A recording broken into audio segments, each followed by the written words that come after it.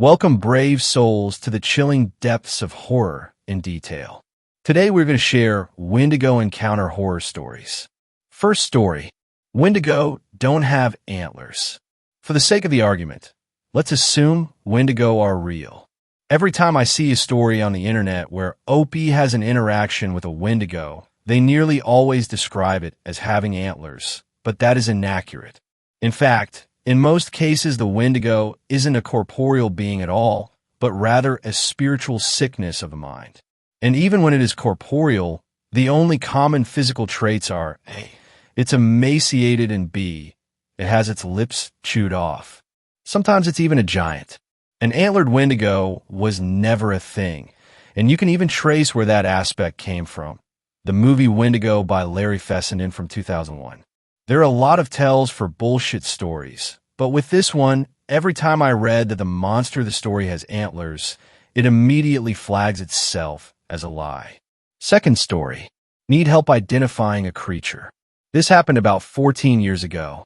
My boyfriend and I went to a graveyard one night, BC. He had told me a story about how he had seen something there. He didn't really want to take me, but I insisted.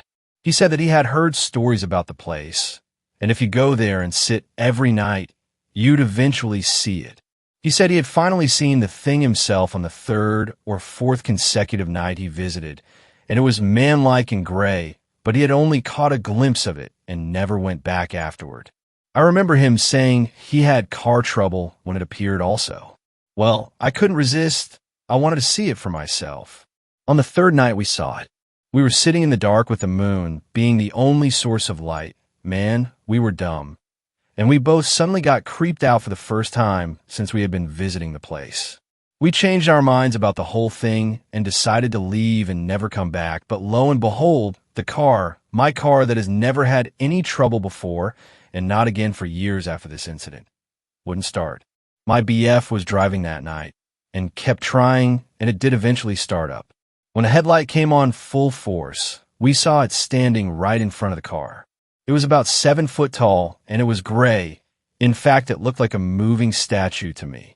It was kind of bent over, just looking into the windshield at us, and we were freaking the hell out. Finally, it kind of shifted, and the car started. The thing darted off to the left so quick, I knew that if it came to the side windows, we'd both be dead within a minute.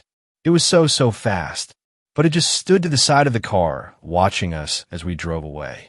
The cemetery was laid out with a gravel road, old country cemetery. Went around the whole graveyard in a circle and looped back around, so the entrance is also the exit.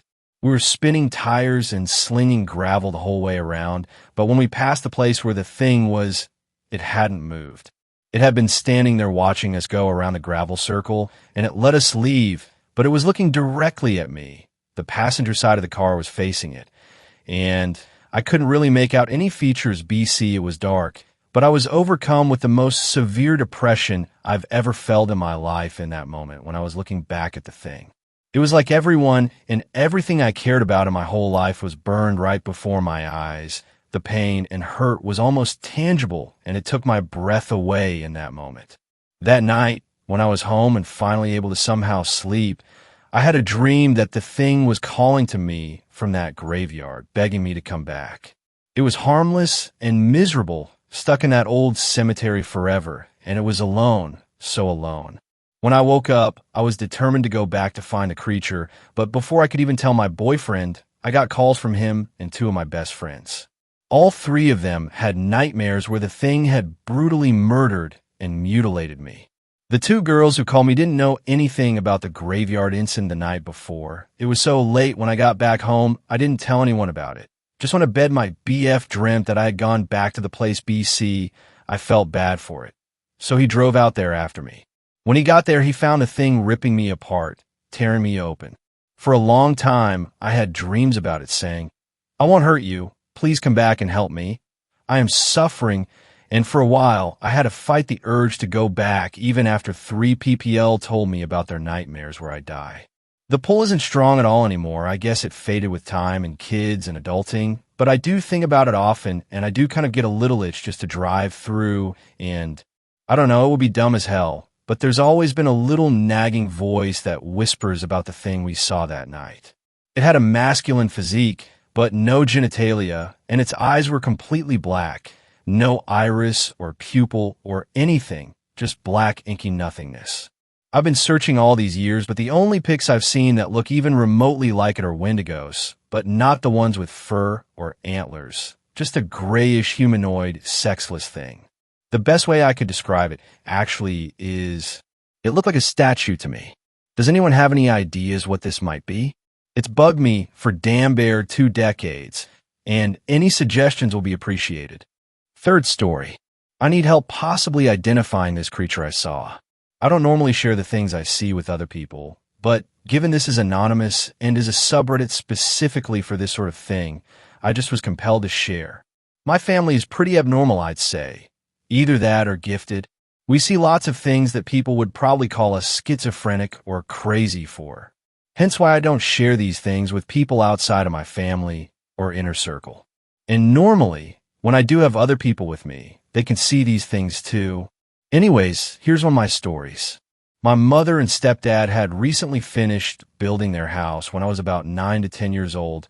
It was kind of in the middle of nowhere and actually right next to a prison as well as a military facility. My brothers and I all got to pick our new rooms, and I chose the room with the windows facing the front of the house. Since the house was brand new, we hadn't had the blinds installed yet. Really, the only furniture the house consisted of was our beds and a couch in the living room. Before I experience these abnormal/paranormal things, I always get chills down my spine. I can sense it before it happens, and it's as if the hairs on my neck perch up, and I can feel the direction the energy is coming from. I believe it was the first night of our stay there. I had my bed right next to the window. I was struggling to fall asleep, so I just stared outside at this single street lamp right next to our driveway. I instantly felt sick, nauseous, and just overall icky. Something was going to happen, and I was sensing it, and I just couldn't look away. I have a bad habit of just staring directly into the direction the energy is located, LOL. As I was staring, I saw this large, humanistic creature thing. It was terribly skinny and freakishly tall. My heart just stopped. I've seen many freaky things before, but not like this. It's so tall, just slightly shorter than the street lamp, with long, skinny arms that drag behind it as it slowly limps across. God, I was so frightened that I was frozen. I probably was holding my breath from the fear that just capsulated me. As I see it limp across my yard, it crosses that street lamp. It illuminates all of its features, and it's just disgusting and horrifying. It has no hair, it's fleshy, it's tall and skinny. Its features and its face are sunken, and yet it has no eyes or lips or any of that. Its legs are slightly bent as its arms drag behind. It's so vivid in my memory even now. I remember every detail, and I'm 18 years old. Anyways, I just stare at it in complete fear as it crosses slowly, and after it passes the light, it just vanishes. I ran into my older brother's room after that, and just slept on his floor, LOL. Let's just say I basically stayed up the whole night, making sure whatever that was didn't come in. The energy just located in that area, in general, was terrible. I never left that house at night alone, unless someone was watching me. Does anybody know what that creature could have been? I've got many other stories to share now that I've found this Reddit, LOL. My family is pretty cursed with seeing these sorts of things. Thank you for reading my experience. Please let me know what it could have been if you have any idea. I've tried looking online for something that looks similar, and I just can't find it. Fourth story. I'll never go hunting again. I am a bow hunter, and I like to still hunt, which is when you dress in full camo and walk through the woods rather than sit in a tree stand. Last October, I was coming down a hill into a marshy area. It was kind of late and enough so that the side of the mountain was covered in shadows. I live in PA, where our mountains are completely covered in trees, and it gets dark fast. When I get to the bottom of the hill, I noticed that it was completely silent, no sounds at all, and I felt the hair stand on my arms, but I've been creeped out before in the woods, so it wasn't too big of a deal. I kept on. I've been hunting in this general area before, but I've never went down this hill. I continued creeping through the woods. Mind you, I am walking very slow, so you can barely hear my footsteps because deer are hard to sneak up on. And then I hear a voice call out for me from behind a thicket of small trees. Help! My name. Come over here. I'm in trouble. Help! And I swear to God it was my brother's voice, but my brother lives in Nevada, so it couldn't be my brother, and it said my name. It only took me a second to realize something wasn't right. And when I did, I ran faster than I ever have in my life. Only my dad knew where I was hunting that day, and the area is huge. No one would have found me there, and he is too old to have played any tricks on me. But something out there knew my name, and it sounded just like my brother. I don't know the hell that was, but I don't think I'll ever be going back to the woods again. Maybe I'll move to the desert with my brother, where at least I can see everything around me. Fifth story. I saw something on my way home from work that scared me half to death. I've posted in here before, and ick if this story is allowed because it's not a ghostly experience or haunted house, but I have zero explanation for the event. Before I tell you my story, I'm going to give you some context about my drive home from work, the state I live in, and such. This happened about 10 minutes after I left work today, July 4th, 2020. I live in Northeast Ohio, and I got a new job about 2 months ago as a process technician at a dairy plant. I pays very good money, considering it's a 35-mile drive one way. After about 20 or 25 miles, I drive through a wooded area. Nothing uncommon for me, as where I live in any Ohio, forests are common, and I pretty much live in the one behind my grandma's house growing up. I work 4 p.m. to 4 a.m., and the drive home sucks. Whether it's being tired, hungry, or the fog, almost every night, I go the same way every day and night. I was driving my way home. I just left the residential area of my workplace and was going through the forested area. As I said, there's almost fog every night, so I'm on high alert for deer, raccoons, and such critters. It's just like every other drive home so far.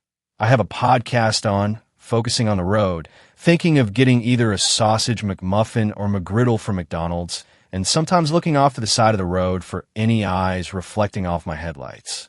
All of a sudden, I see some reflecting eyes. Out of the woods comes a coyote. In my hometown, coyotes aren't too rare. I've seen them by my high school, but had never seen one outside of my hometown, so it surprised me. I start slowing down as it crosses the road, until it turns to my car and sits in the road. It sat about 10 feet from my car. There had been no cars I had seen since leaving the residential area, so I was going to go around it, but I thought this was too odd of a thing to happen to just drive away from it. I expected it to just get up and walk away at any given second. This is where I began to get very scared. I honked my horn, and after about 2 or 3 seconds, it smiles at me. I have my brights on, so I can see it perfectly. This coyote had human-shaped teeth. My heart dropped, and every hair on my body raised, just as it is now recalling this incident. It lasted about 1 second before sitting up and running into the woods. I sat there in fear for about 5 seconds before shoving my foot on the pedal and driving at getaway speed. I didn't stop and get food cause I had, and still have, no appetite. I thought the rest of the ride home what I saw, once doubting I saw it, but like I said, with my brights on and it as close to my car as it was, I saw it as clear as day. This coyote had human teeth, and there was no doubt about it. I'm very into the paranormal, and that includes cryptids. Is it possible I ran into a skinwalker or some genetically mutated coyote? I am Native American if that counts for anything.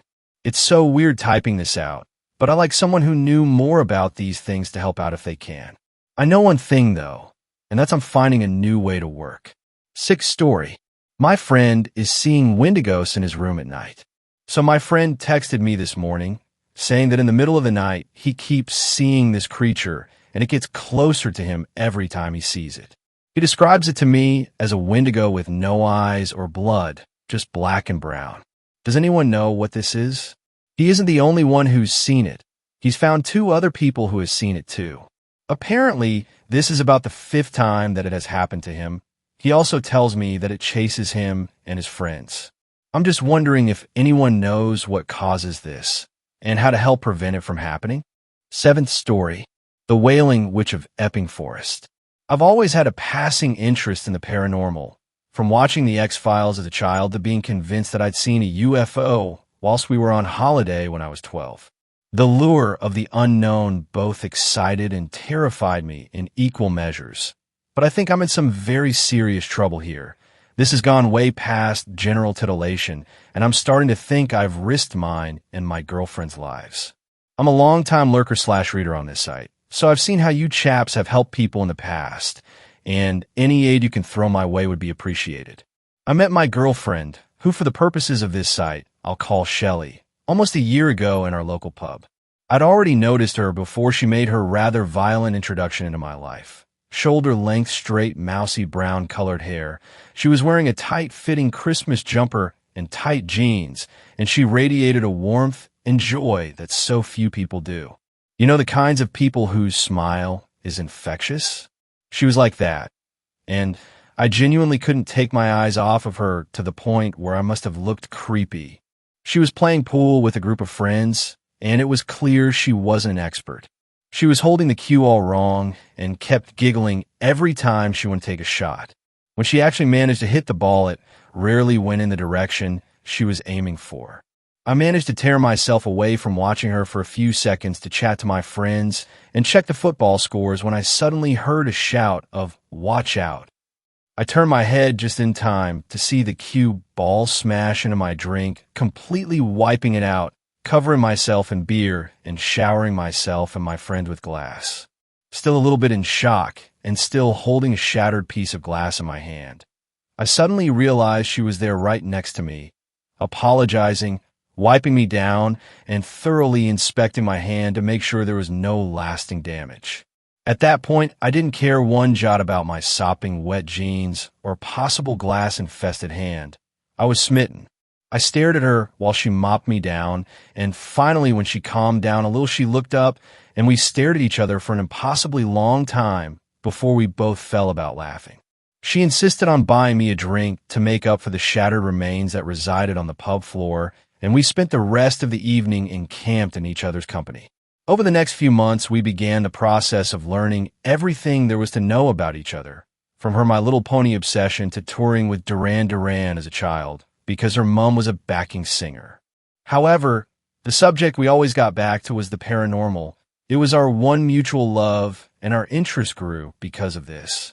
We started researching local folklore, urban legends, and going on organized ghost hunts. There was nothing really to write home about in any of the places we visited, some unexplained knocks here and there, but that was about it. We actually spent a lot of time at a church where, legend has it, if you walk around it 3 times anti-clockwise and then run off in different directions, which is supposed to appear, I saw nothing, but Shelley swears she spotted something by a headstone. Anyway, I digress. We've been discussing where to go for our next paranormal hit, but hadn't decided on anything until last week. I received an email from Shelley at work with a link to a ghost hunt near Epping Forest, which was on special offer as 2 people had pulled out that day. I snapped them up without a second thought and emailed back to say that our Friday night entertainment was sorted. I wish I hadn't. I wasn't keen on outdoor investigations as there's too many variables.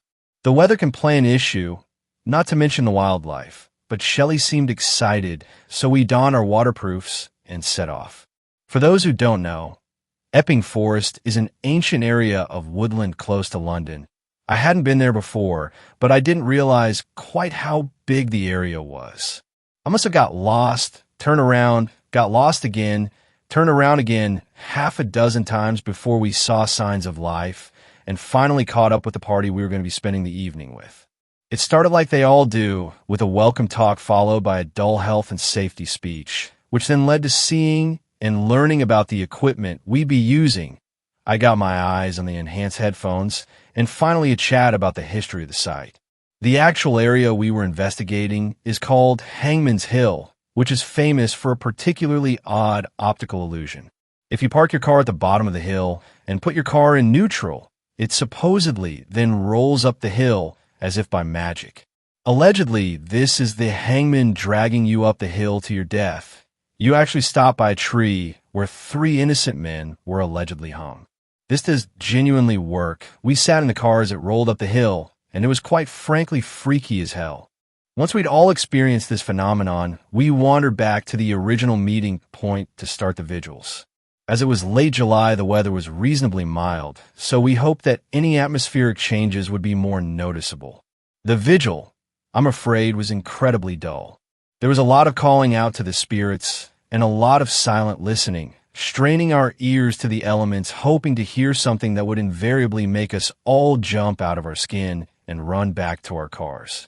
Alas, this didn't happen, and we stood in silence for another half hour before going on one of the scheduled breaks. The break consisted of standing by portable heaters, sipping on lukewarm tea, and using the portaloos to relieve ourselves. I just used said portaloo and was wandering back to Shelley when I noticed her walking purposely towards me with a glint in her eye. It was the look of let's do something a little bit crazy, which I've become accustomed to. She grabbed my arm and pulled me to one side and whispered, "Let's explore." Before I had time to argue, she was marching off into the forest on her own. Despite my own misgivings, I trudged along quickly behind her, checking that the group hadn't spotted us sloping off. I jogged up to her and asked her exactly where she thought she was going. I don't know, just somewhere we'll feel it, then we can call out ourselves. They might be more receptive to less people. So we walked and walked and walked. We'd been walking for about 10 minutes when I suddenly realized this was getting dangerous, as we had no way of knowing how to get back. "Don't worry," Shelley called back. "I've memorized the way." We continued on, and I noticed everything was getting thicker. The trees, fog, branches were scraping my face and arms as I walked, and no doubt my jeans were being ripped to shreds. I was just about to shout, "Let's try here," as we both heard a crack. We both stayed deathly still, slowly regaining our breath and straining our ears to hear what we thought we heard. "What was that?" Shelley whispered. I strained my ears. The wind had dropped and you could hear a pin drop, but all we could hear was silence. I knew what I'd heard, but I didn't want to say it. Rather than someone stepping on a branch, it was like someone had swung a branch against a tree. It seemed purposeful. Whatever it was wanted us to stop. "Snap! There it is again," hissed Shelley. "I'm not sure about this. Maybe we should head back." I trailed off as footsteps approached us. The fog was getting thicker to the point where visibility was next to nothing, but these footsteps were purposeful. They knew where they were going, and they were getting closer. I was frozen to the spot. Shelley was gripping my arm so hard that I was slowly losing circulation, and that's when she appeared. She waltzed through the fog like a vision and stood in front of Shelley smiling. She was wearing a flowing white dress, which was dancing in the moonlight despite there being no wind, and there was a sense of peace about her. I felt content. Her face resembled a porcelain doll. She was flawless. Her blue eyes were dazzling in the light, and her long blonde hair floated in a breeze that just wasn't there. She was also see-through. So taken was I by her beauty, I hadn't noticed, but I could definitely see outlines of trees through her dress. I was, without doubt, looking at a ghost. Despite my brain registering this, I was still entranced by her beauty, and when she beckoned for us to follow her, both myself and Shelley lurched forwards, obediently. We hadn't spoken a word during this entire episode, and I suddenly realized Shelley was still gripping my arm. I can only describe the sensation as when you wake up from an incredibly lucid dream, where it takes a few seconds to remember who and where you are, but suddenly I realized we were following a dead girl through a forest in the middle of bloody Essex. I patted Shelley on the arm once, twice, a bit harder. Nothing. She wasn't budging, so I grabbed her and spun her around. That's when I realized things were bad. I let go and took a couple of steps backwards and tried to breathe. My brain was telling me I was in shock, but my brain was also looking upon my girlfriend, who was no longer looking like my girlfriend.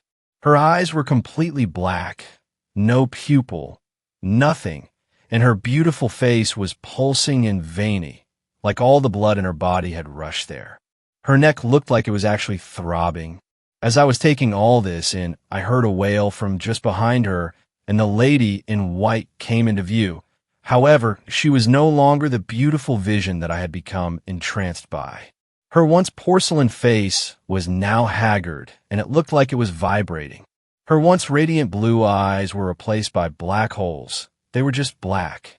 As I stared at this entity, not entranced this time, but horrified, I could feel myself slowly losing consciousness.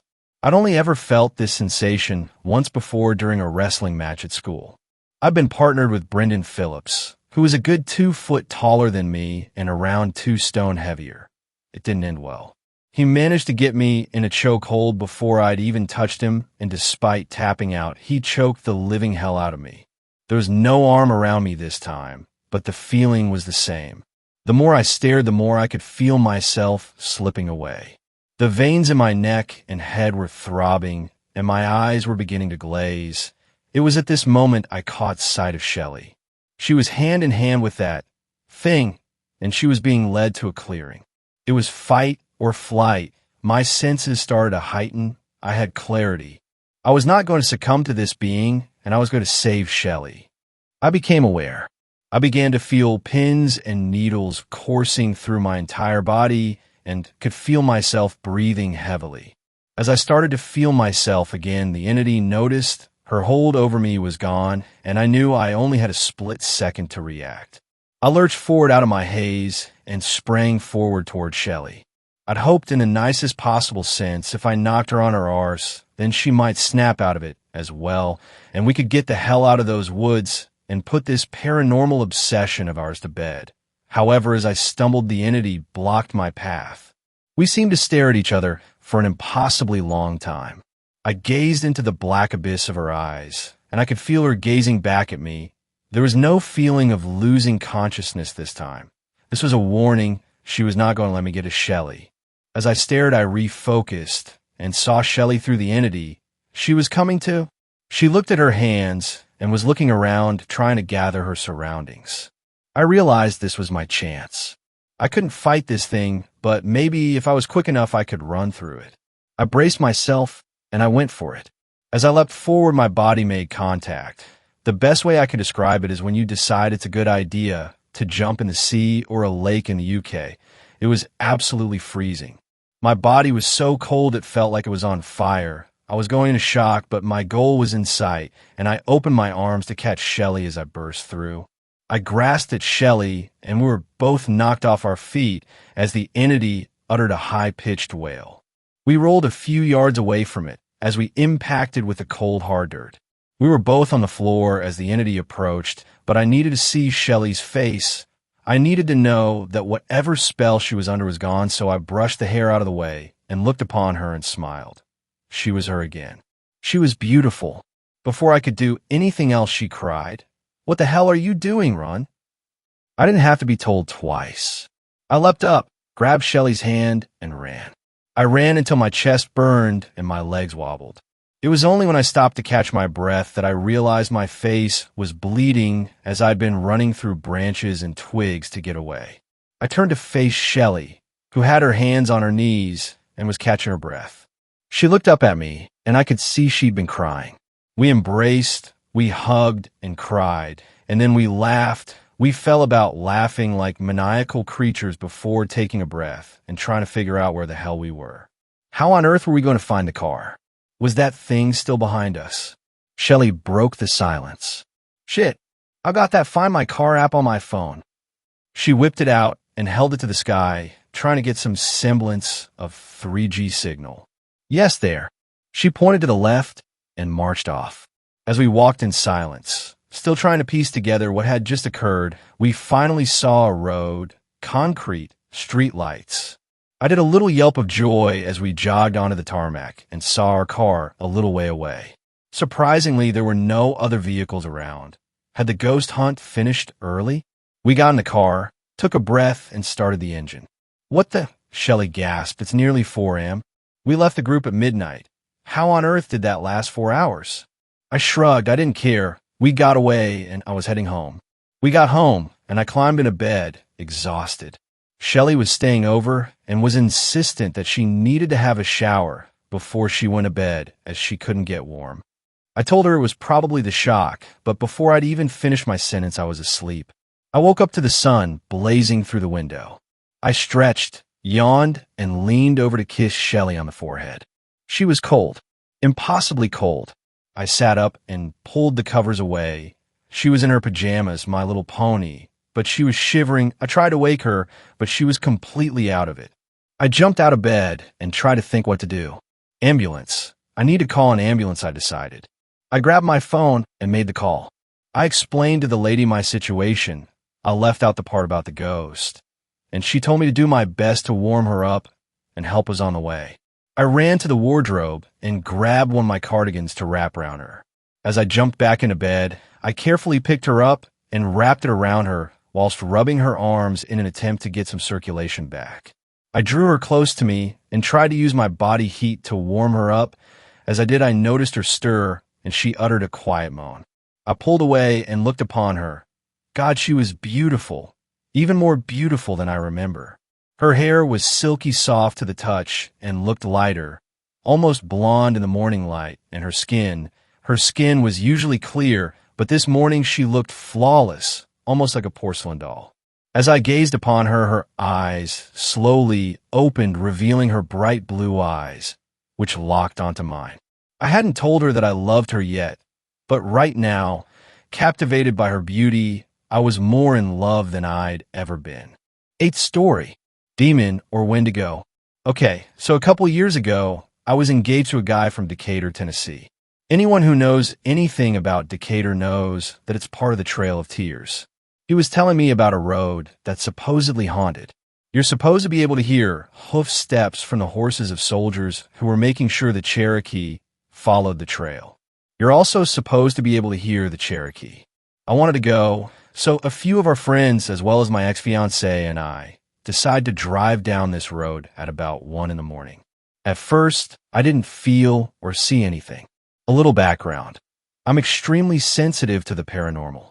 I can tell when something's there, I can tell where at, and can usually see/hear them. Psychic? Medium? Hell if I know, but I know I have a gift. As we're winding down this road, getting close to the end, our friend who was driving suddenly swerves and screams that someone jumped out in front of the car. I look back, and I see this whitish creature with glowing red eyes crawling after up, almost keeping up with the car. Now, when I say crawling, I don't mean human-like crawling. You know how the media portrays demons as moving sporadically in an inhuman way? Take that and add it to this creature crawling after our car that was going about 50 miles per hour. I flipped my shit and told him to go faster. That's when we reached the old barn. I look inside into the blackness, where I got the horrible feeling of hundreds of eyes watching us. We went back throughout the next few months because it was a thrill, but I never had that experience again. I don't know what it was, but I'm extremely interested in finding out. 9th story. Chased by a Wendigo. It was a dark night. I was outside walking to another part of my campus. Suddenly, I had this overwhelming feeling of being followed. It was winter, and also the sun was down at 5 p.m. This was a perfect setting for a horror movie. Anyway, I was walking when suddenly I felt the presence again. This time it got closer to me. What happened next still gives me chills. I was being chased at this point by this shadowy figure. It was about 8 feet tall, and I sensed it had glowing red eyes. I didn't see its face, however. I could sense it was really huge. How did I manage to get out of this one? Let's just say I ran faster than I've ever ran in my life. When I look back, all I could see is this black arm trying to swing at me as I reached the door. I've never been so scared in my life. The fact that happened twice didn't help. 10th story. Wendigo like deer. A few days ago, I saw a figure that looked like a deer, but it was sitting on its hind legs. It looked like it was pulled from a grave. It was so thin, but it also looked muscular in a way too. It was in my gated-in garden and had no way of getting in except climbing the fence or through my house. It made a screeching noise like a dying pig, and then it climbed over my fence in an oddly human way. This all happened at dusk yesterday. Was it CWD? 11th story. A group of friends encountered a Wendigo. So a few years ago, me and a group of 5 other friends were hiking near the Idaho border, and 2 days into a 4-day hike, we started to notice what felt like something had died, but figured since we were in the middle of nowhere, it was just a kill from some kind of predator. We ignore it and keep hiking and close to when we planned to set up camp a few hours later. Myself and another buddy are ahead of the group looking for a decent area to set up camp for the night, since this was a new area to us, and I noticed antlers and think asterisk, oh cool, that a good size buck, and ought to mark this area for hunting season asterisk. But then that smell from earlier hits us again, and this time it's so bad we are gagging. So we choose to keep going to avoid the smell, and I noticed the antlers, but they are too high for a deer's head, and we get this feeling of just pure dread. So I rack a shell into the chamber of the shotgun had, and I see this thing look out from behind the tree, and holding onto it with its hands, I put 2 1-ounce slugs into this thing, and my other buddy puts a few rounds from his rifle into it, and we know we hit the thing, and we start backing away. And that's when it screeches at us. So at that point, we take off running, and we hear it chasing us for a while, but then it just stopped. But we kept running until we felt safe again, and we left that area and refused to return to this day. 12th story. Encounter with a Wendigo, I think is how you say it. This was summer 2011. I was 9. I've seen one. They don't come out during the day usually, but it was like 1 to 3 p.m. 13 years ago, and I see this thing when I open the front door. It's out on 2 legs walking in the dirt road. It looked at me, and I looked at it for a solid 1 to 2 minutes. The whole time I felt like I should go towards. It was a weird feeling. I closed the door though, and it stared at the door for another couple minutes before walking in a way down the road I could only describe as glitching. It would move forward about 4 to 5 steps, and then backward 2 to 3, but at a very high rate of speed until it made its way down the road in about 30 seconds. I was never one for superstitious shit, but after that I couldn't really deny it anymore.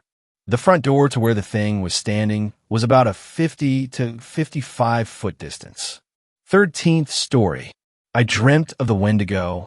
I'm looking for some help after having a dream about the Wendigo. The dream goes as follows. I was running through the woods while something chased me. I could see glimpses of it, but didn't know what it was. I fell into a ditch where a Native American man told me to be quiet. He pointed up and whispered the following word: Wendigo. The Wendigo peered its head over the edge, looking in the ditch. It appeared almost to be a combination of the monsters from A Quiet Place, as well as the Wendigo from Until Dawn. The inane man blew some kind of dust on me, and I woke up. I wouldn't be sharing this if I hadn't heard the word Wendigo, which I had never heard until this moment. I looked it up, and it is indeed the native word for Wendigo, which chills me. Paranormal community, what does this mean? Some answers would be greatly appreciated. 14th story. Possible Wendigo encounter. First-time poster, long-time lurker. For some context, I live in Jersey in a somewhat wooded area by the bay. There's a small patch of woods that separates my house from the home behind us that you can easily see through to their backyard, and our neighbor on both sides have fences. The one on the left has a full fence that spans the length of the property, and the neighbors on the right have a fence that goes down halfway the property, so you can see into their backyard. We have never had any issues with the wildlife aside from some coyotes in the area, but they have never entered our property. I usually have to leave early in the morning before the sun comes up, and this particular morning was no different. I walked out to my car and heard what I thought was my next-door neighbor, which I found odd, as I've never heard them awake this early. Before I entered my car, I heard a noise that sounded like my neighbor saying, "Hey," coming from the right side of our backyard. I turn my head to look, and I see 2 glowing eyes looking back at me. I could tell it was tall, but I couldn't make out any other details, but I knew it wasn't human. I never lost eye contact with it until I got in my car. I tried to pull my car so the headlights could shine on what I saw, but it was gone. Now, every time I go out of my car at night or early in the morning, I hear strange noises coming from the woods around my house. Some of the noises sound exactly like small children. I'm not sure what I encountered, but it scared the hell out of me. 15th story. Something followed me in the woods. Because there wasn't much to say. That was until my encounter in the woods. I'm leaving my story here because I still want answers. I need answers. I need to know what is going on. Let me begin by saying I live in the South, so the woods was something I grew up with. I was always an outdoorsman and would often go climbing and exploring in the forest around where I lived. Sometimes I would go out to camp, chopping small trees, making fires, and practicing with my knives and machetes. I was never really scared of anything, to be honest, even at a young age.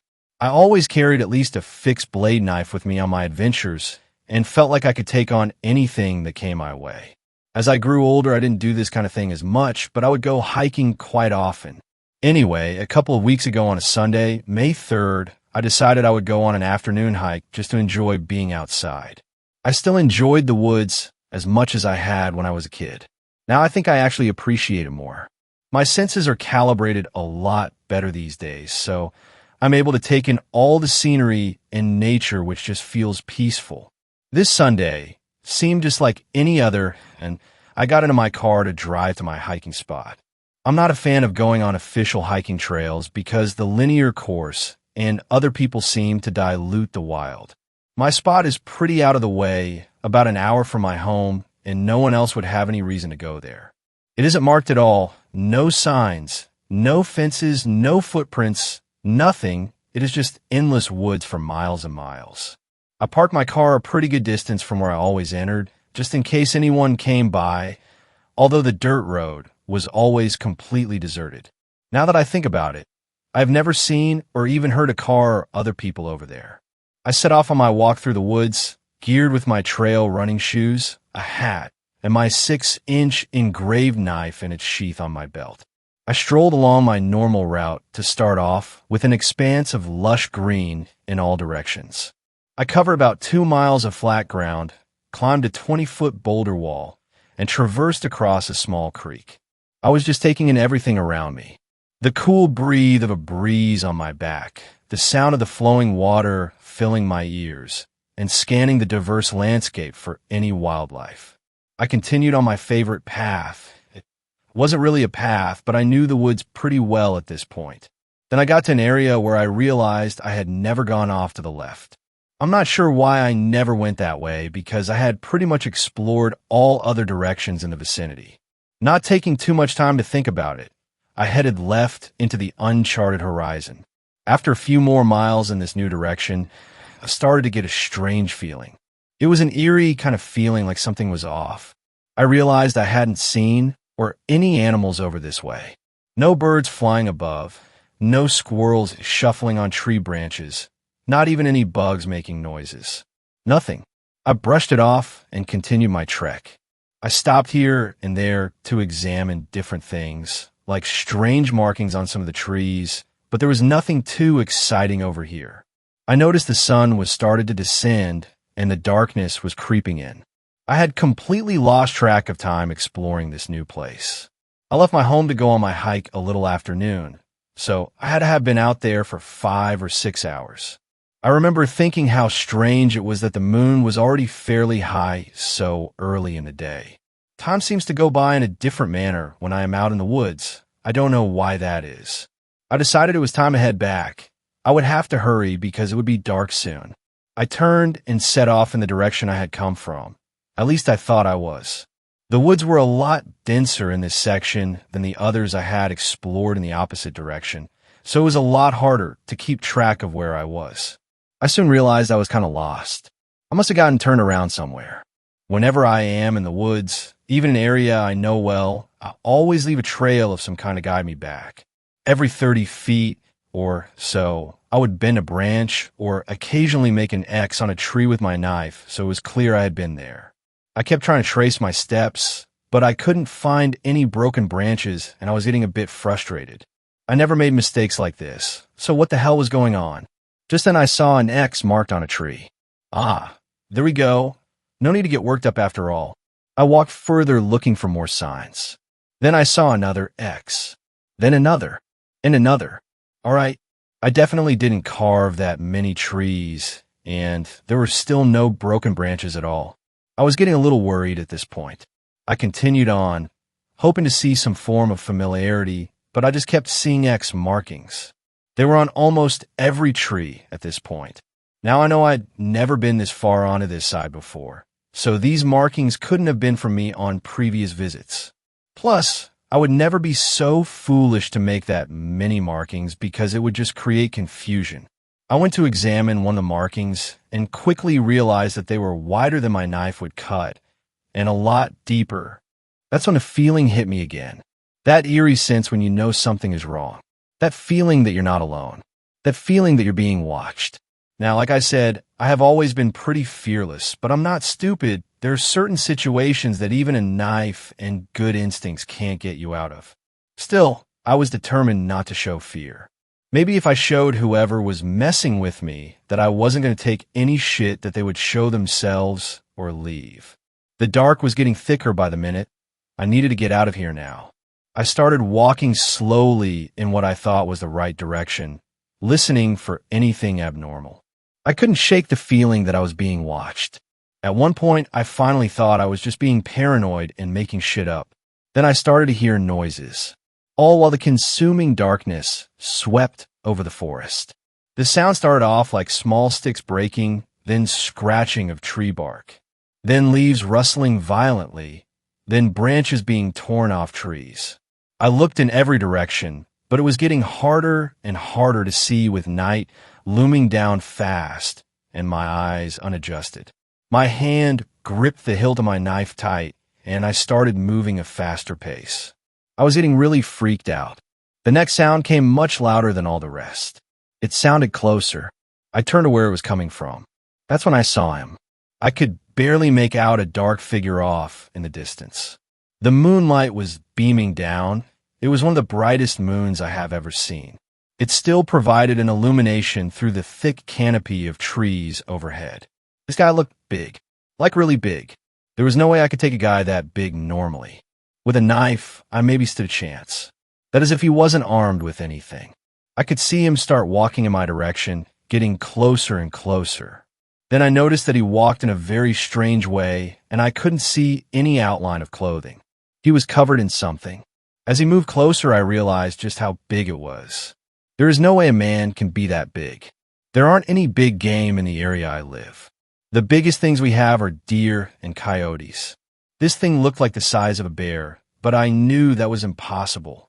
Bears didn't live anywhere near here, like not even in this state. I started walking backwards, drawing my knife slowly, not wanting to take my eyes off of this thing. Just as I pulled my knife fully from the sheath, it started running full speed. On all fours. I have never run so fast in my entire life. Within seconds, my hat was off my head, falling behind me carelessly. My legs were in overdrive as I sprinted in the opposite direction of whatever animal was chasing me. I wasn't going to stop.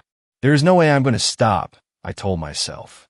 I could hear it behind me, gaining on me with tremendous speed. I was too terrified to look over my shoulder, but I could feel it right on my heels. I started weaving through the trees, still going at full speed. This seemed to throw it off a little, like it didn't expect a good old-fashioned serpentine pattern. I felt it get a little further behind me and continued to dodge and weave through the branches and trees. The sound of branches snapping with ease was the only audible noise in my mind. I still thought I might be able to lose it. That was until I reached a clearing where the small creek stretched through the woods. Open area. I at least knew where I was now. I tore through the last of the trees and was making my way to the creek. The creek was pretty wide here, but there were some rocks dividing the water into different streams. I leapt to one rock and then to another. It was too dark to see clearly, and I was moving so fast that I didn't have time to check my surroundings appropriately. As my foot hit the second rock, I felt it slide out from under me. It felt like I was falling in slow motion, and I could clearly hear the beast right behind me. I caught myself with my free arm, but still went face first into the water. Without a second's hesitation, I hurled myself back up and jumped out of the creek, all in one fluid motion. I honestly wasn't sure I was going to make it at this point. I could hear intense grunts and growls right on my ass as I tried to start running again. Suddenly, I couldn't go forward. Something pulled me back by my ankle. I had almost forgotten the knife, clutched like a dagger in my right hand. It was like an extension of my body at this point. I spun on pure instinct as the immense force pulled me back and tried to slash with my blade. I must have hit because my knife didn't come back as I swung my body in the other direction when the grip on my ankle released. Then I heard the most terrifying cry, sounding like nothing I had ever heard before. It cracked through the silence of the forest, creating a void of pure terror. I said I ran faster than I ever had before, but that is not true. In this moment, I ran faster than humanly possible. I guess it was that fight or flight response people always talk about. I didn't look back once as the foul cries filled the air. I just ran. After what seemed like hours, I finally saw the break in the tree line where the dirt road was. I sprinted on fumes to my car, grabbed the keys from the back tire, and took off. As I drove off, I could still hear cries and howls in the distance, but nothing else. When I had twisted my body to strike at the creature, I got a glimpse of it fully. It was not a bear. It was not a coyote. I don't know what it was. I had never seen eyes like that. I had never seen teeth like that. The image pulsed through my mind all the way home, but I made it. I made it out alive. I survived. When I got home, I took some time to compose myself. Sure, I was safe. I needed a hot shower to clean off and soothe my terrified mind. It wasn't until I got out of the shower that I noticed the long, deep gash on the back of my calf. Maybe I nicked it on something as I was running. The adrenaline had kept the pain at bay, I guess. I quickly cleaned it and bandaged it. I took some sleeping pills that night because I knew there was no way I was going to fall asleep on my own. The most bizarre thing is that when I woke up the next day and removed my bandage, there was no wound. It was a completely healed scar, just a faint line of a large cut I had seen the night before. I still don't understand how that's possible. Ever since that night, I've felt strange. I haven't felt like myself, and it gets worse every day. It doesn't feel like a sickness. Hell, I feel stronger than ever. It just feels like I'm not fully in control. All I know is that I can never go back to that spot. I still feel like I hear the howl every night in my dreams, but it has to be just a dream, right? Thanks a lot for watching this video till the end. Drop your suggestions in the comment section.